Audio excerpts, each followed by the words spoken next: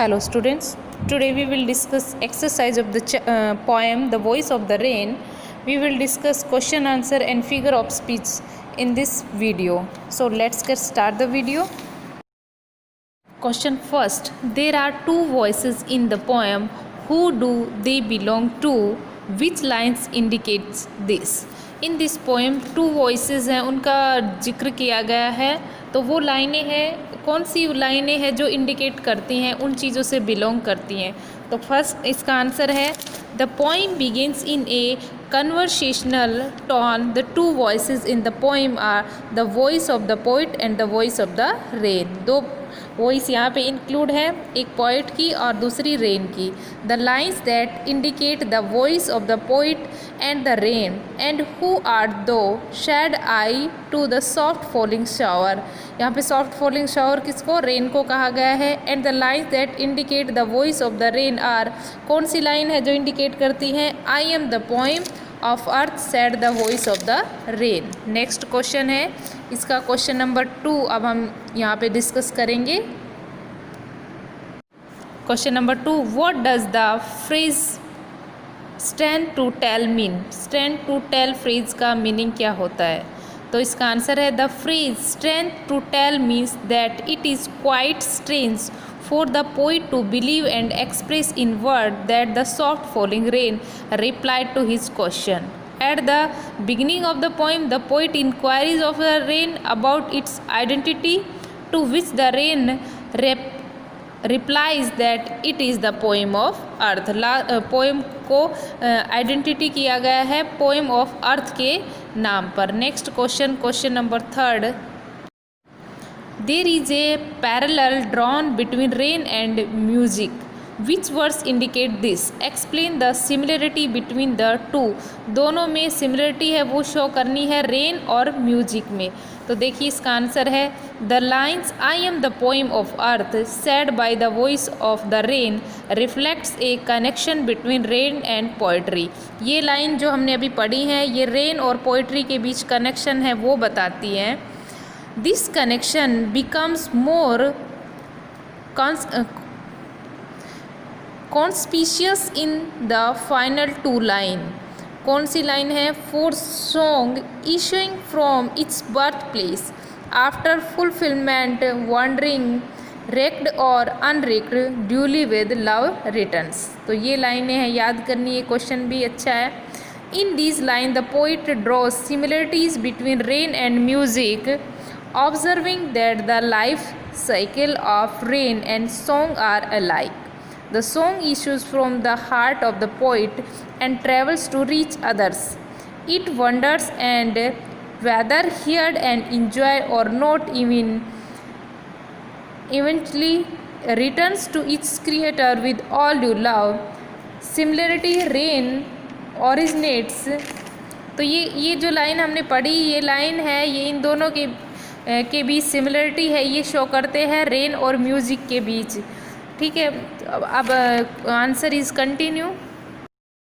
From the earth and after fulfilling its role of spreading beauty and purity, moreover the sound of the soft falling rain in itself a kind of music. तो यहाँ पे बताया गया है कि जिस तरह से म्यूज़िक जब हम सुनते हैं तब रिफ़्रेश होते हैं, उसी तरह जब रेन है वो अर्थ पे पड़ती है तो सब कुछ प्योर हो जाता है, वो प्योरिटी को दिखाता है और थिंग्स है वो उनकी ब्यूटी है वो स्प्रेड हो जाती है, ब्यूटी निकल कर बाहर आती है. नेक्स्ट क्वेश्चन है how is the cycle movement of rain brought out in the poem.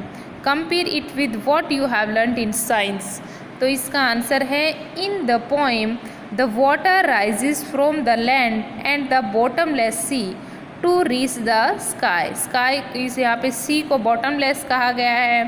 There it's transforms itself into vague formation of clouds different in their structure than the water from which they originated.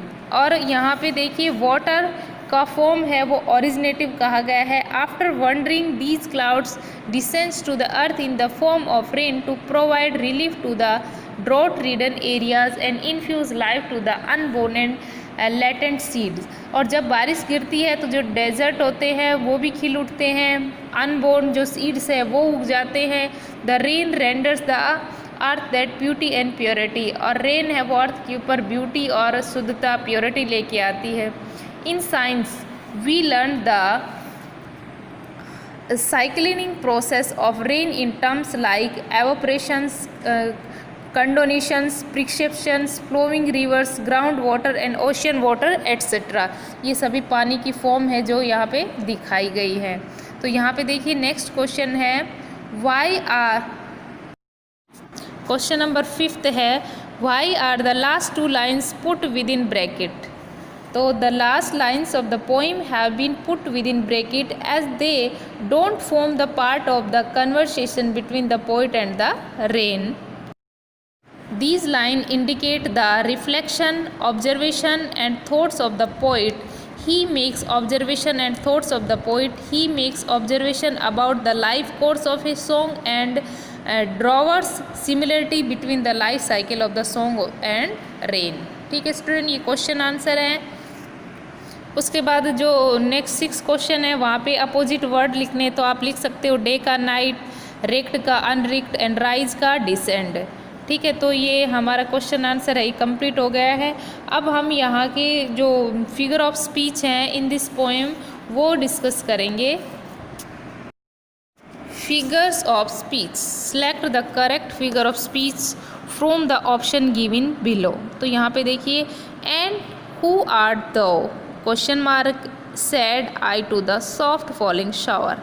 तो यहाँ पे आएगा alliteration, क्योंकि यहाँ पे S S soft falling shower जो है वो 2 बार रिपीट हो रहा है, तो वहाँ पे आएगा रिपीटेशन एलिट्रेशन, क्योंकि एस एस की जो कॉन्सोनेंट साउंड होती है तभी एलिट्रेशन होता है। तो यहाँ पे कॉन्सोनेंट साउंड है एस एस और वोल साउंड होती तो वहाँ पे एलिट्रेशन नहीं होगा। I am the poem of earth said the voice of rain. तो क्या कहा गया है, तो इसका आंसर होगा both A and B, metaphor भी है और पर्सोनिफिकेशन है। ठीक है, क्योंकि इस तरह से जो अमानवी थिंग्स बताई गई है, मानवीकरण किया गया है। Poem of earth said the voice of the rain, जबकि वॉइस रेन की कोई वॉइस नहीं होती, उसकी साउंड होती है, हम पहले भी बात कर चुके हैं। तो इस वजह से इसमें ए और बी दोनों होगा। Number 3, upwards to heaven whence vaguely form altogether. तो यहाँ पे फिगर ऑफ स्पीच होगा, तो यहाँ पे एंथिसिस होगा, इट मीन्स होता है विलोम। नेक्स्ट है 4th, I descend to lave the drought atomies dust layer of the globe. तो इसमें 4th का होगा बी, एलिट्रेशन, यहाँ पे साउंड रिपीट हो रही है। उसके बाद 5th है and make pure and beautify it. तो इसमें होगा पर्सोनिफिकेशन, क्योंकि ये प्योर एंड ब्यूटी है, ये शो करता है कि जब रेन है वो अर्थ पर पड़ेगी तो सब प्योर एंड ब्यूटीफुल हो जाएगा। 6th है रिक्ट और अनरिक्ट ड्यूली विद लव रिटर्न्स। तो इसमें भी फिर से विलोम ही होगा, एंथिसिस। ठीक है, तो ये हमारा फिगर ऑफ स्पीच है वो कंप्लीट हुआ, और आपको सब नोटबुक में लिखना है और लर्न करना है। Okay, thank you.